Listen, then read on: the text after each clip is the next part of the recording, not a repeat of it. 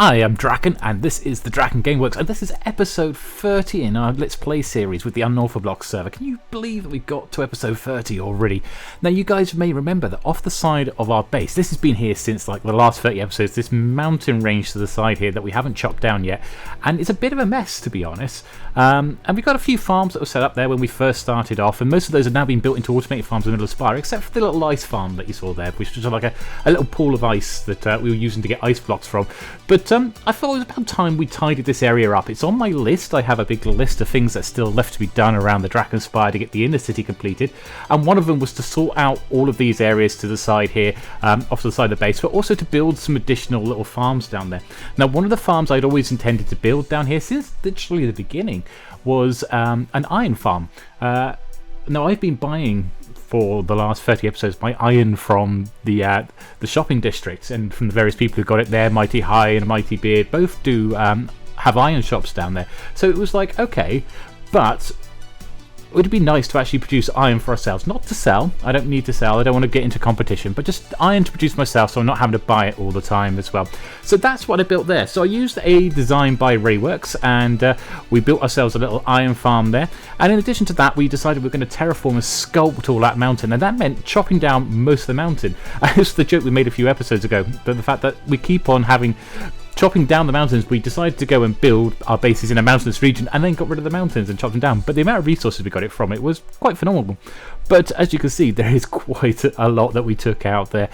Took out the sides there and bring it all the way down, and it was just this whole crafting sculpting that I've been doing all week. I didn't want to put music to this time, so I wanted to talk about a little bit what we were doing there as we were going through it a bit. But one of the other things we discovered this week as well is that ever since I joined the server, there's been one person who had more hours than anyone else, and that was Mighty High. But look, this week we are now ahead of him. 6 months we joined the server after Mighty High, and now we actually have more playtime on the server than Mighty High. We are now the top most played person on the server. It's just a little boast in there. But yeah, second episode, we built a village breeder, if you might remember. I think it was the second episode, maybe the third, but we built a village breeder pretty early on in this series. And one of the parts of it was to enable us to actually bring villagers out to move them off to other projects. Now, one of the projects we've taken them out to is a project for Lady Beck soon, as we promised back at the as part of her Christmas presents. But we also decided that we're going to need some of these for the iron farm. So when I built this with the intention that we were going to need to take these villagers through, but we never actually used it because we never actually built the iron farm until now. So finally we're getting to use this function where we can pop the villagers in a boat and we can just take them all the way around, go and bring them over to the actual iron farm itself. And it's just nice and simple. We pop them in there, we can just jump in the boat and we can just ferry it all the way around there. I'm not sure how we're going to do it at Lady Beck's, because Lady Beck's is inland and it'll probably be easier to take them through the Nether. The only problem with that is that our Nether portals are all up in the Spire itself. Maybe we need to build another portal down this end somewhere. That might make it a bit easier for getting the villagers through into the Nether. That's something to do with, we're going to have to rebuild our Nether base as well at our end, as well as the Nether hub at the other end. Now that the Nether hub is definitely coming on quite nicely, we should maybe build a Nether base for ourselves. But yeah, we needed 3 villagers for this design, so we took it over to around the base here, and it's nice to see it from that sort of angle, and it was easy enough just to scoot them over here, and then I built like a temporary rail line that would then be able to take them from here all the way up to the actual iron farm at the top there. And we just send them on their way up there. And at the end of the rail line, I built a temporary sort of ejection system that's done with an activator rail and a glass block, and it just basically kicks them to the right, and that just puts them down into the bedroom area quite easily. So it made it nice and simple that way. So the villagers were nice and easy. The zombies, on the other hand, were a completely different matter. So you need at least 1 zombie for an iron farm, so that they can scare, or 1 mob anyway, that can scare the villagers, so they'll summon up the iron golems. So we decided to go with a zombie. This trick, we're using like a circular railway with a minecart on it. I nicked from actually one of Mighty High videos a couple of weeks ago. I saw him doing the same sort of trick and capturing a mob that way by just basically building a circuit of rails and then put them in there. So we got our guy, we put a helmet on him so he didn't burn up in the sun when it hits the daytime. Now after we got rid of the rest of the mobs, and we sent him up on the railway line. Now, I'm following the idea of this design from a design that was built by DrakenWerks, and he had this whole idea about putting these into either composters or into cauldrons. So we had a composter up there, and the way he'd done it was like trying to lead them up using the villagers themselves. Really quite a clever way of doing it, but I just couldn't get it to work. And in the end, this zombie ended up actually falling off the side, so I had to try and recapture him. But in the end, he actually fell off the other side and ended up dying. So we lost our first zombie. Oh well, that means getting a second zombie. So we got this second zombie, out we come again. And this time thinking, right, okay, well, we're not just going to knock the zombie out of his cart up at the iron farm and then turn around and bring him around. What we'll do this time is we'll try and actually see if we can use the same ejection style system that we use for getting the villagers into place, and do the same thing for the zombie, try and get him into the composter. Now, the ejection system worked. It put him onto this trapdoor that put him above the composter, and then we could drop him from the trapdoor into the composter.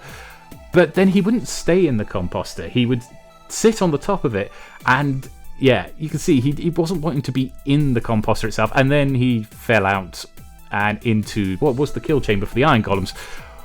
And there was already a golem down there, so yeah, we lost the second zombie. So we went for a third zombie.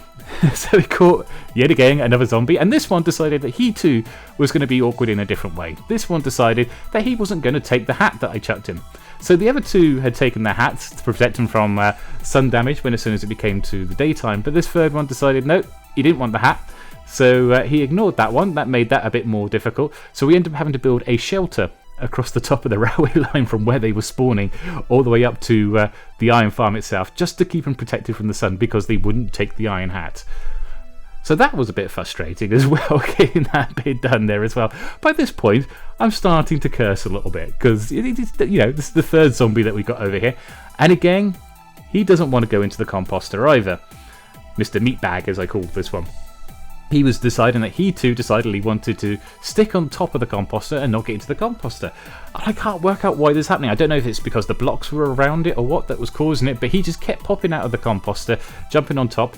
And what I did was I ended up building a bit of a platform around the underside of it there, so that I could actually sneak in, using this trapdoor, sneak inside and actually try and see if I could tap him into the composter, just like that. The only problem is, as soon as he got in the composter, nope, he decided that wasn't enough, and he got back out again, so he wasn't going to stay where we needed him to. And the worry there was that if we took all the way the dirt blocks, then he would just jump out the composter, and yeah, the composter's not doing what we needed it to do.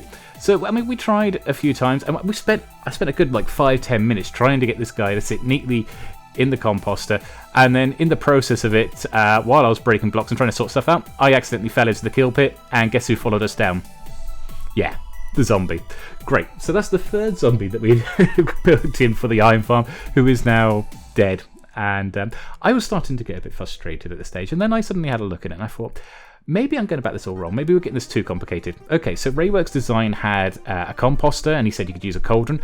But I've seen plenty of other iron farms that use just a minecart, and they've been having like the zombie sat in a minecart going backwards and forwards and everything else. And we don't actually need the zombie to go backwards and forwards on this iron farm. But could we just put the zombie in a minecart and not have to worry about trying to get him in a composter or anything else like that? So we went down and we caught ourselves another zombie yet again.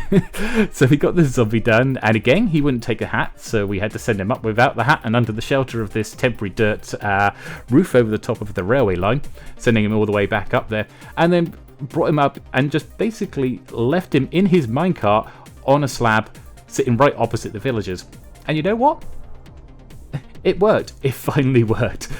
After we got the iron farm up and running, we then went back and we terraformed the whole region. There was loads of little bits and pieces to do, and you can see we've done the bit between the starter base and the main spire there with like a stream coming down. I also put an arch onto the bridge that was connected between there, and then all of these islands have been done now. So I've actually terraformed this entire area. We built 3 structures coming out of them with bridges interconnecting them as well.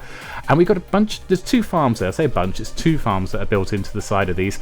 But it certainly looks a lot better than the mountain that was there, that was just like this mess at the side. It now actually looks like these sea stacks that are just out at sea that have been eroded away naturally. Then we've just built our towers across it. But it's not only what we dealt with, we also turned around, tidied up the ledge that comes out of the front of the base there, and also at the side of the dam there we terraformed a bit of the land there, and we also sorted out a little bit of the landscaping over here as well. There's a few things that we managed to get sorted this time, which was quite nice to get done along the way. So coming around and actually having a closer look at it here, you can see we have 3 towers. Well, technically 2 towers and a little bit of a building there. The first tower that we're going to reach over here, this is just basically mainly a transit tower. We could probably do some interior design in here. Not sure what we put in here. Maybe just make it a bit of a guard tower or something like that. Maybe a few places for people to eat and a few bunks and stuff like that. But it's mainly to lead us up to here, which leads us underneath the iron farm. And I've been very careful to make sure all these areas are like slabs and built in such a way to make sure that the iron goblins can't spawn anywhere but inside the farm. farm. So there is nowhere else. The distance and the actual construction of everything else make sure that they can't.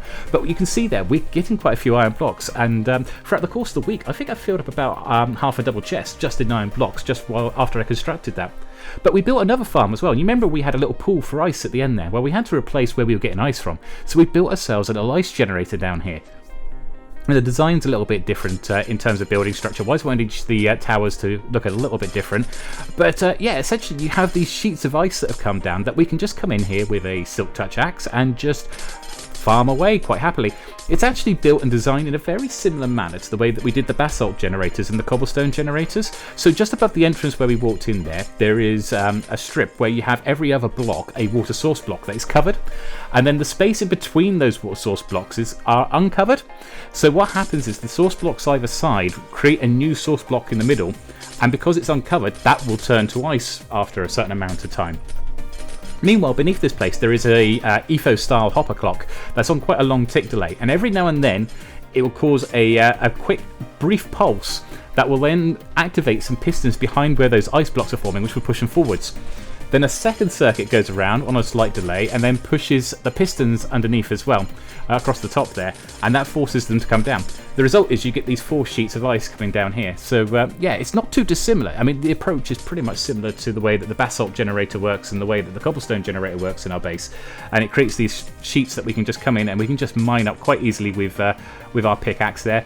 And because it's within the spawn radius of where our starter base is, where we spend a lot of time, it means this is always going to be active. So even though the ice farm won't regenerate as quickly as, say, those 2 generators, it will turn around and sufficiently keep going all the time, and we will have it active all the time, so it will fill up quite nicely, and we don't need ice that regularly, so it's nice just to have it there. But as you can see, we had about 4 and a bit stacks of ice just from that farming session there, and we go away and leave it, and maybe we'll come back to it a few hours time and it'll be filled up again, and we can just go and farm away to our heart's content. But yeah, you can see how the pistons work there, pushing the ice blocks out and then pushing them back down, and it will just stack them up as it does so along there. Coming back to the iron farm here, we'll just quickly go over this. I'll drop a link in the description below to DrakenWerks stuff because he does some great stuff, but I've decided to go with this one because it was a really nice, simple iron farm, but there's a few little modifications done. The obvious modification that I did to it was that I put the zombie in a minecart because of all the frustration I had with getting him into the composter.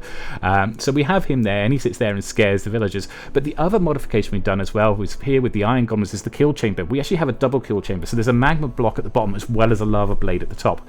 And underneath the magma block we have a hopper in a minecart which just sits underneath that block, and then another hopper underneath it which just sucks down all the items straight down. It means that the iron golem should theoretically be a bit quicker in dying, so it's the other little modification. But it's worth checking out that design, and we'll link it up in the description below, as I said.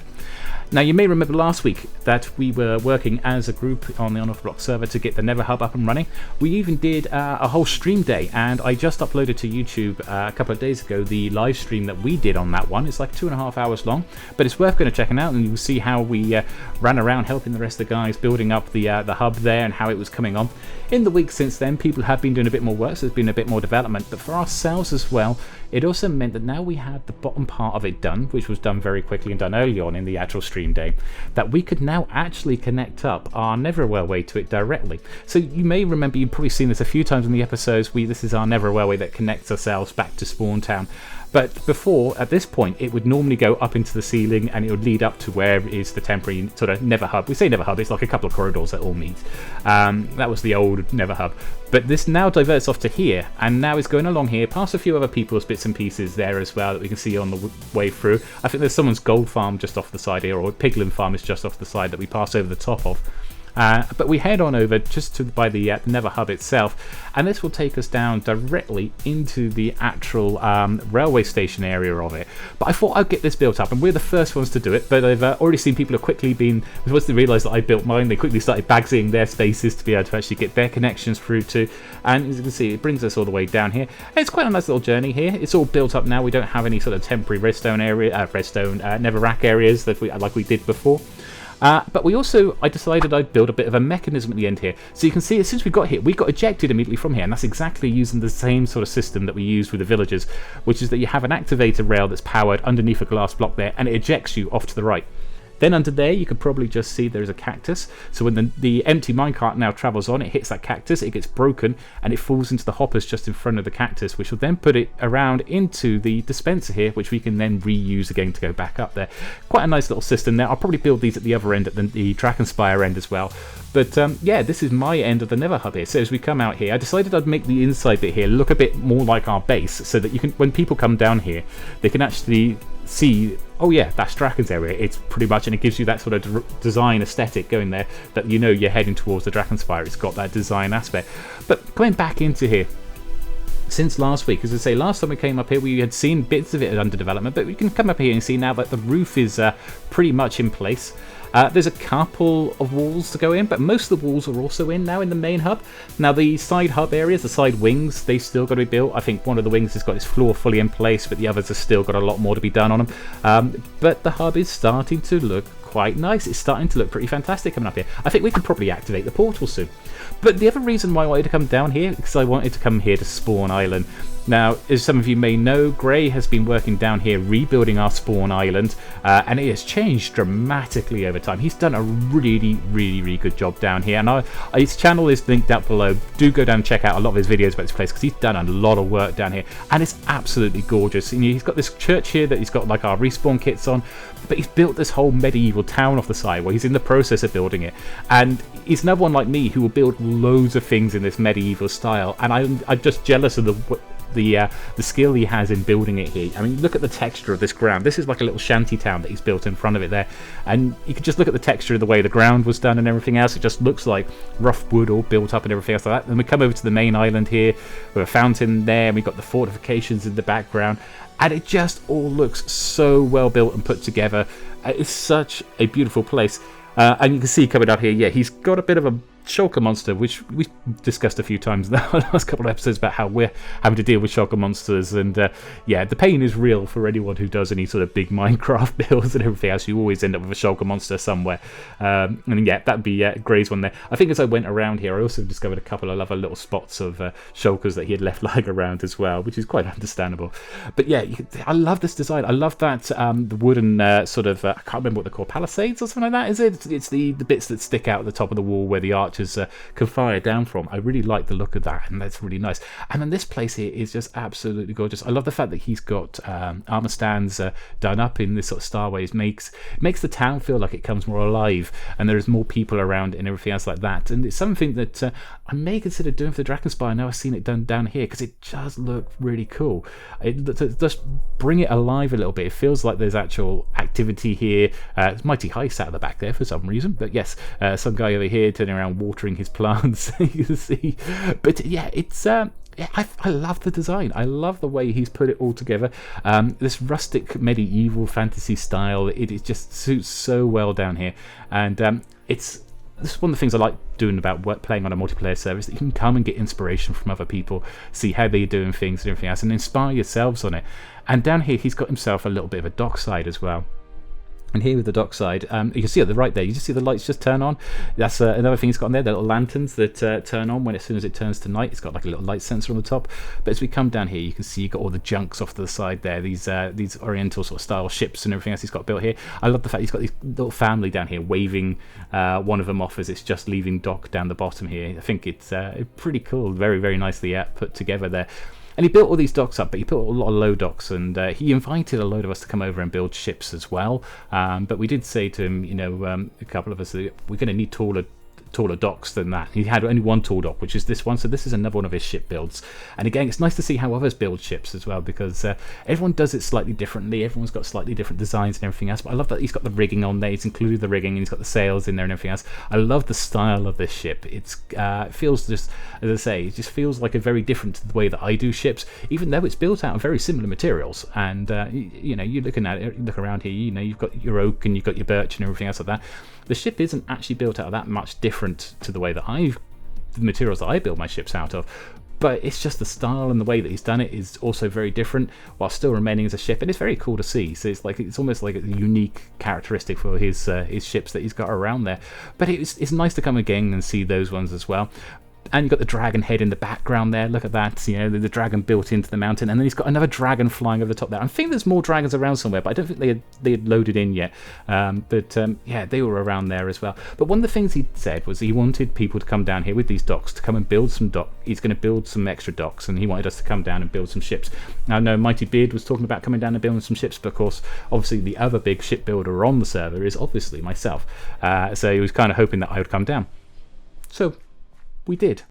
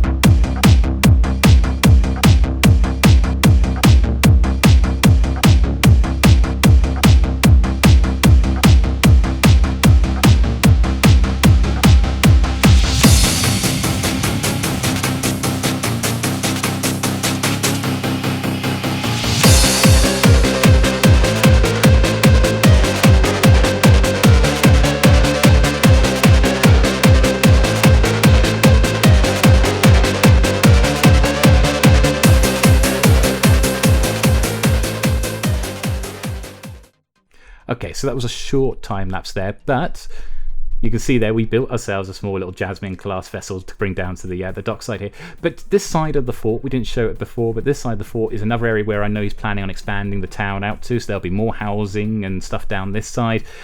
He's got this extra fortification wall coming along here on this side, and I know he's got plans to build an airship dock as well, so we'll probably come down and build an airship as well at some point here. But if we come around here, you can see on this side, this is where we have just built ourselves our own little Jasmine class vessel. If you watched last week's, you would have seen that we've already built another one of these recently. We built it down in our garden dock, and we also got one of these sitting over by Fort Poppy as well. So this is the third one of this class of ship, and I actually haven't put this one up for actually sale for building these class of ship yet, so maybe I should do, because they're quite easy to build actually. It's not a bad little ship in itself. I'm not going to go into too much detail of what the features are of this ship, because we've gone over this sort of class of ship before in previous ones, but this one is the IDV Archipelago, which is the name of one of my rats that I had. I had two rats when I was a youngster, and one was Acropolis, which was the name of the ship we had last week, and the other one was Archipelago, which is the name of this ship, so that's why we named it in that one. But it's nice that we get able to come down here, get this built in here and everything else, and sitting at Spawn Island now, we have our representation of one of our vessels down here. I mean, I know we built the other airship that's floating above there before, but that was built as a commission. This is actually one of our own ships here, so it's nice to have it here. And we've got these docks here. There's the space to build, like, space for a docking of about 6 ships on there, so I'm not sure how many people are going to come down there. I know Mighty Bears is, but we might build some more as well. But in the meantime, I've been Draken. This is the DrakenGameworks. I hope you all have a great day. Don't forget to subscribe down below and turn around and click a like and leave a comment if you want to. And don't forget to check out the rest of the guys on the server as well. All their links are down below as well, so go and check those guys out as well. Have a great day, take care, and we shall see you all soon. Bye.